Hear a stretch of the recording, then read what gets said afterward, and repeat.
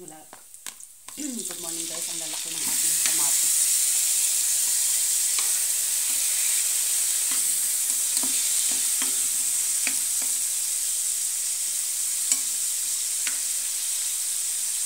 Kasi marami kami kaya dami namin tomato ngayon kaya yun. Dinamihan ko rin.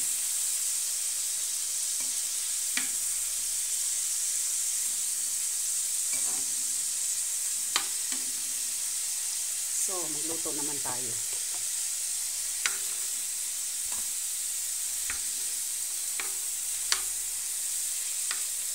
Kasi mamaya-maya pasok na rin ako sa trabaho.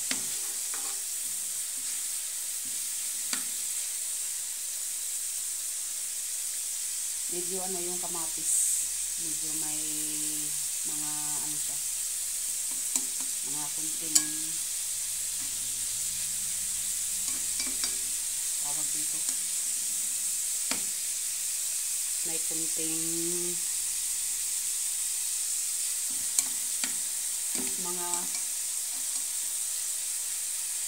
kunting sira. Siguro ano yan ng mga insekto.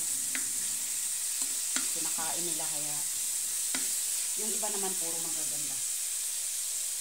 So, ang dami namang magaganda at saka marami rin mga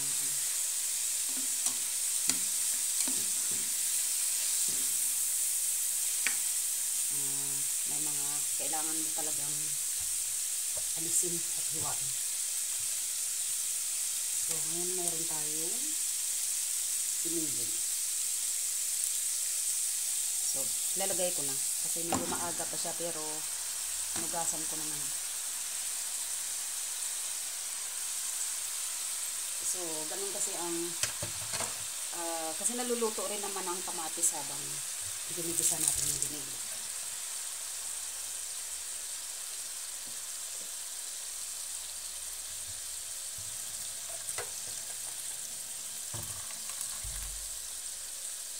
So, bago pumasok ng trabaho, ganito ang ginagawa natin. Kasi, karamihan kasi mga nagluluto talaga ng sarili sa bahay. Tapos minsan naman, pagka wala talaga kaming oras at nagmamadali talaga. So, magbabaan kami ng tinapay or pagkatapos na lang, pagka galing sa trabaho, saka magluluto. Kaya lang minsan kasi gutom na din ako pag dating ko. Tas pagod na rin ako magluto. So, ginagawa ko. Diba, may matira ngayon, yun na lang ang iinitin. Tas mamaya naman, ang daming gagawin na kapila.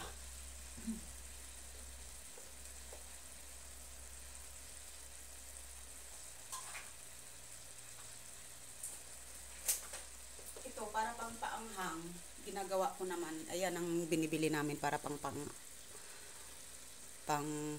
paanghang. Pero,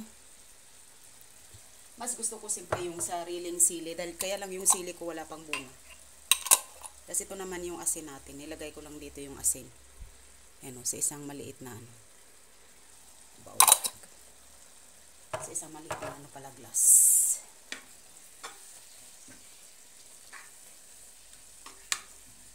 So, lalagyan pala natin ng paminta. Mamaya na lang yung asin.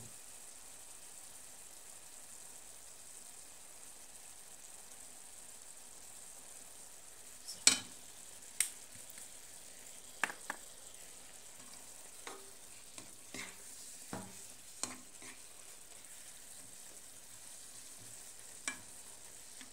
Alam mo, guys, ang kamatis na yan,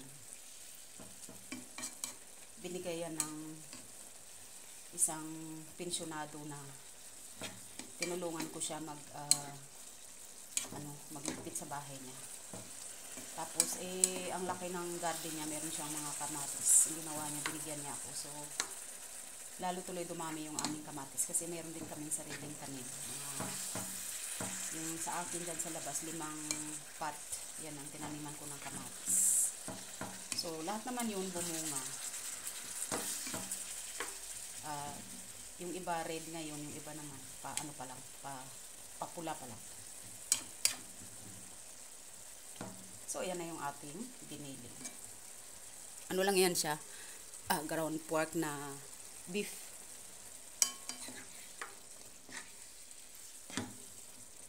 Kasi itong papa ng anak ko guys, mahilig ito magluto nung medyo bata-bata pa siya. Talagang nagluluto yan siya.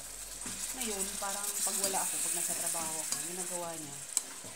Minsan, nagluluto rin siya pang 2 days. Spaghetti pang 2 araw na yun.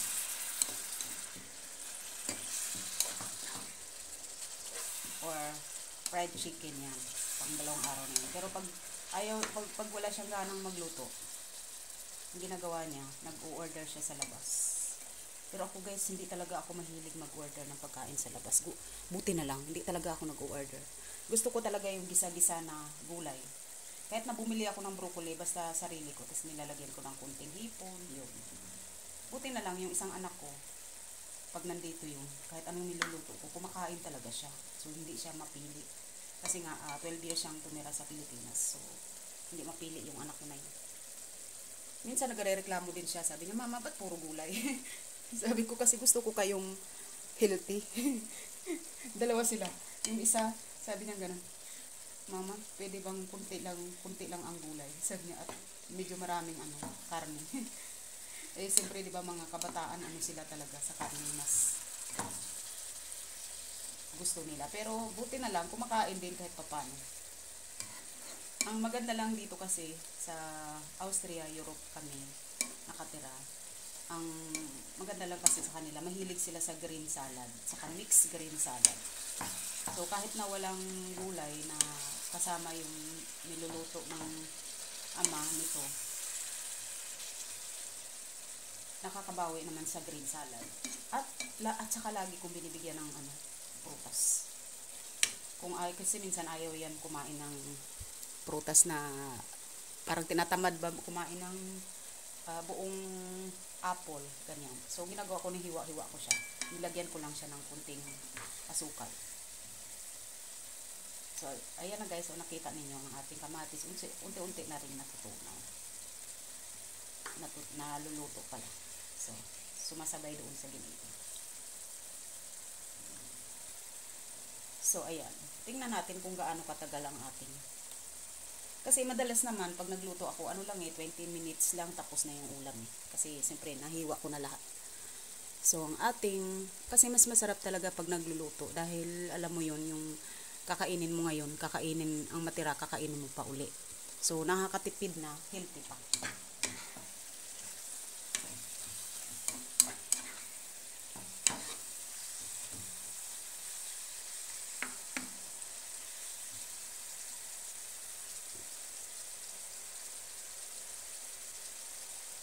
Mag-extra muna ako guys kasi itong ating soup na yun. T-shirt ng haba. Okay. Medyo natalsikan lang ng konti. Kasi, so, ayan.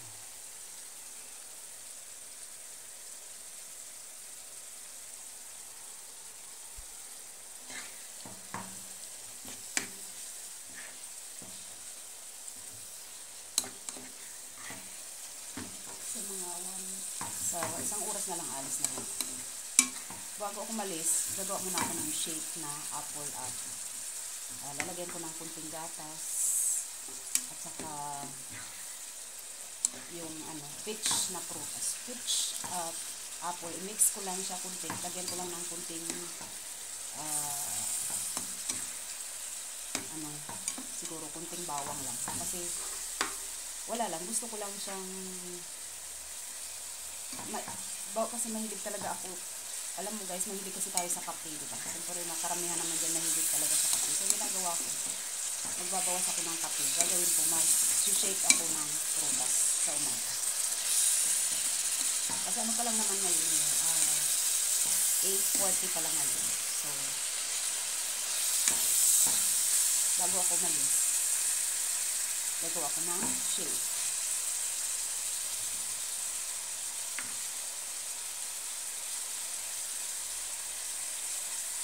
Yan na yung ginisa natin beef. Giniling na.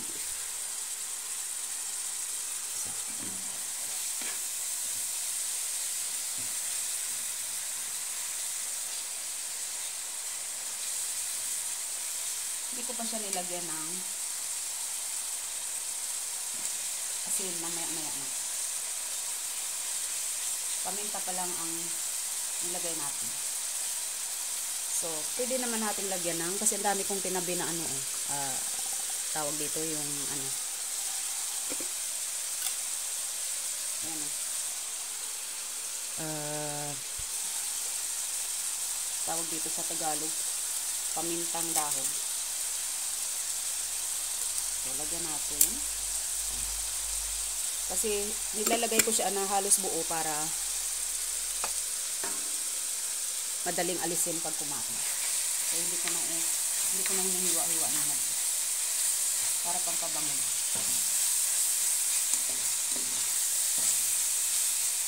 Yung iba tanim namin.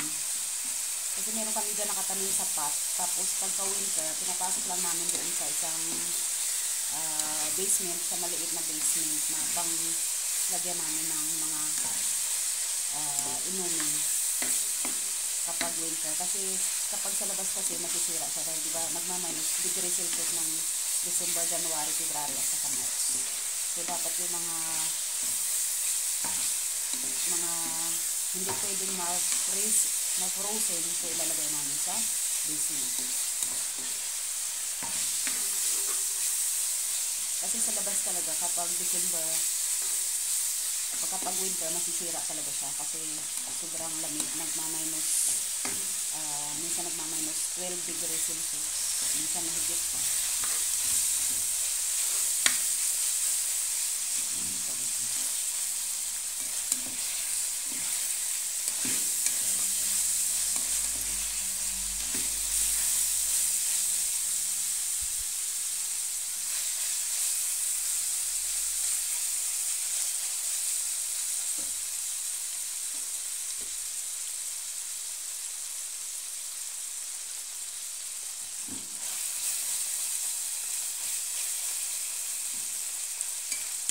So, marami talagang gulay ito, guys.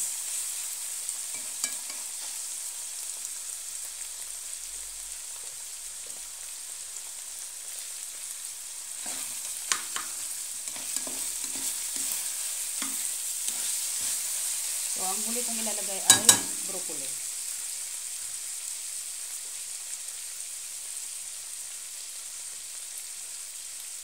So, ayan, pinaghalo-halo ko na. So, pinaghalo-halo ko na yung green peas at saka yung ito may kunting sibuyas pang natara. At patatas. Sinasaan na yung nahulog.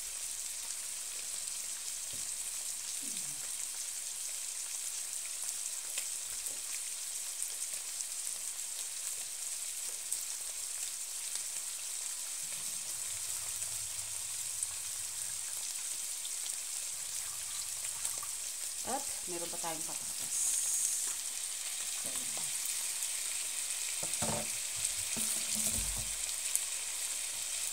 So mamaya na yung broccoli kasi yung broccoli madali maluto. Oh nako, yan ang medyo nasunog na sali.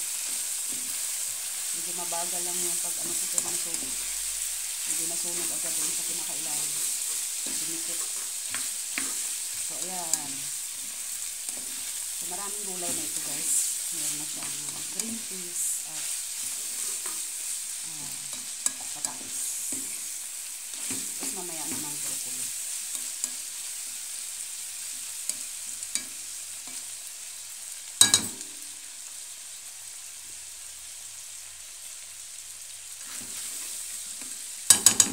Tapos lalagyan lang natin siya ng konting para pampasabaw. Pangsabaw pala. Ganun lang siya. So, hindi ko masyadong dinadamihan ng sabaw.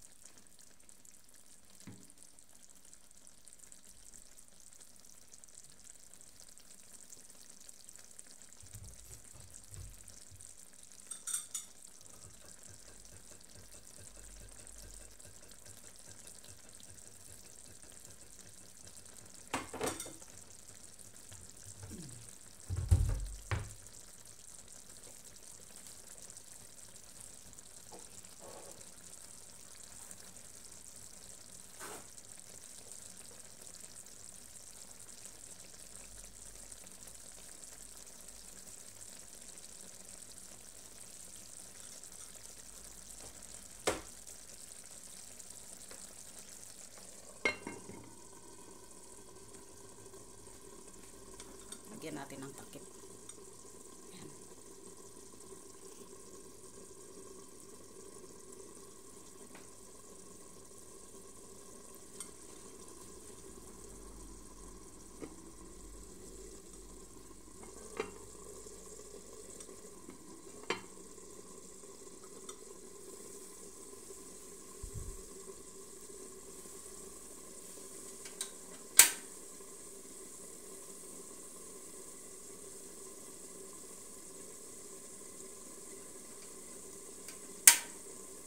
So, hinaan lang natin ng konting apoy kasi ang apoy dahil pag sobra naman, sobrang lakas naman kasi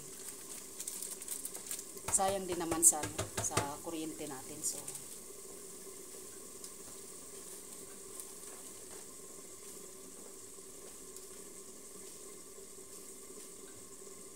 tipid-tipid lang.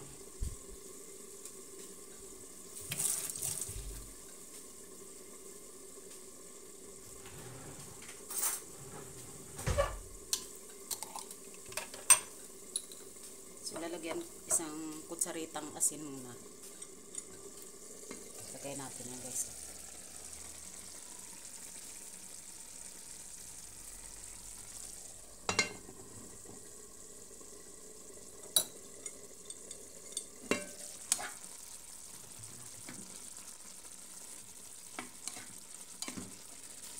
Tapos mamaya-maya lagay na natin ang broccoli.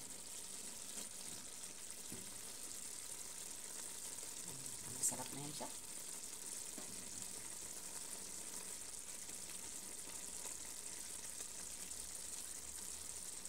Tikman natin.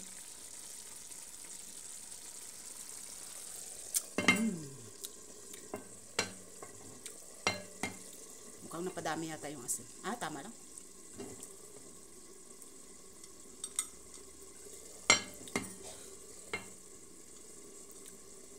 So, yung takip ko, hindi ito match. Kasi, yung kawali na yan, luma na talaga yan. So,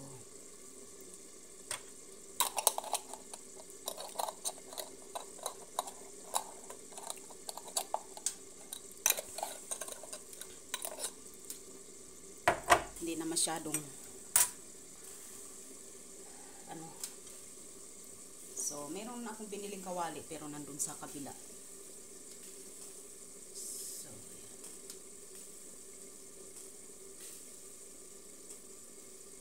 Maya-maya ilagay na natin ang broccoli.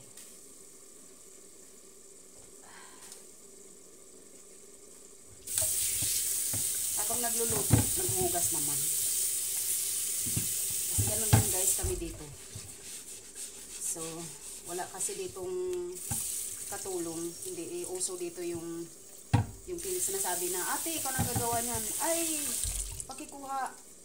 Ay, ganyan. Wala dito yan guys. Alam mo, sa Pilipinas lang ang ganyan na meron kang tatawagin tao. Dito, ikaw lahat. Pag may ginagawa ka, ikaw na mag-isip kung paano mo yan matapos ng time. Hindi, di kaya maraming mga naninibagong mga kasambahay tapos pupunta sila sa ibang bansa na hindi nila inaalam. So, kaya marami silang, nagugulat sila pagdating dito kasi ikaw lang talaga halos mag-isa. Minsan, tutulungan ka ng partner mo or asawa mo, pero hindi lagi. Kasi nga, siyempre may trabaho sila, may ginagawa sila. So, hindi mo sila pwedeng hintayin kasi pagdating nila, pagod na rin sila. So, pasalamat na lang kung tutulungan ka nila. So, sa unang taon, siyempre, aalalayan ka talaga pag bago ka dito sa Europe. Pero, or sa Amerika siguro. Pero, hindi lagi. Madalas, pagdating mo, ikaw na talaga lahat. Kasi natututo ka, nagiging matibay ka din. Kapag alam mo paano mo tatapusin yung mga pagluluto mo at paglilinis mo na ikaw lang mag-isa. Hindi kailangan na mayroon kang kasabay na ate, nanay, kapitbahay, or ante. So, ayan na guys. So, ang dami kong nilagyan ko ng maraming broccoli. So, ayan.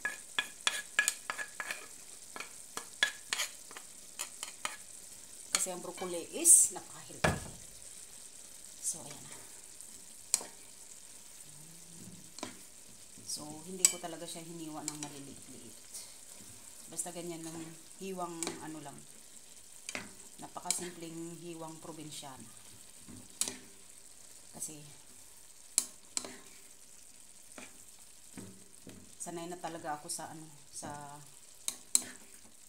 buhay probinsya na talagang alam mo yun, simple, tapos papunta sa city, magpasyal-pasyal lang, ganyan. So yun guys, masarap ito at napaka-healthy. Siguro lalagyan ko pa siya ng kunting tubig kasi medyo naubos na yung tubig. So ayan na, yan na yung ating pinakaano. Tapos ligyan ko mamaya ng pampaangan maya.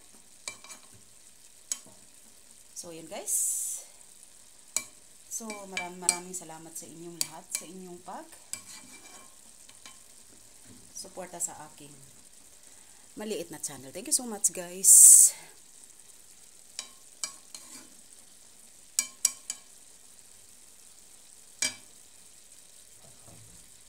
Have a nice day everyone.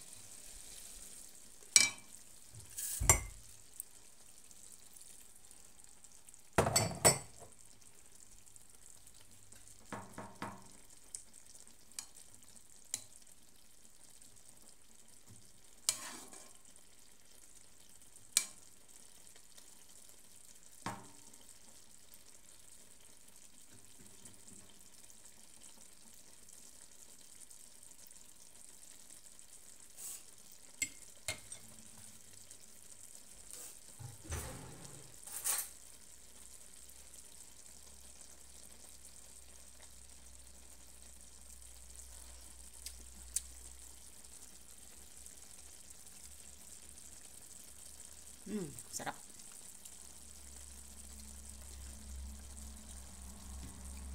Sa lasa pa lang talaga. Siguro pwede kong lagyan ng kunting asin pa, pero ako kasi hindi ako maasin dahil basta hindi talaga ako maasin. So ngayon kung gusto ng mga bata magdagdag sila ng asin, pwede. Thank you guys. Take care.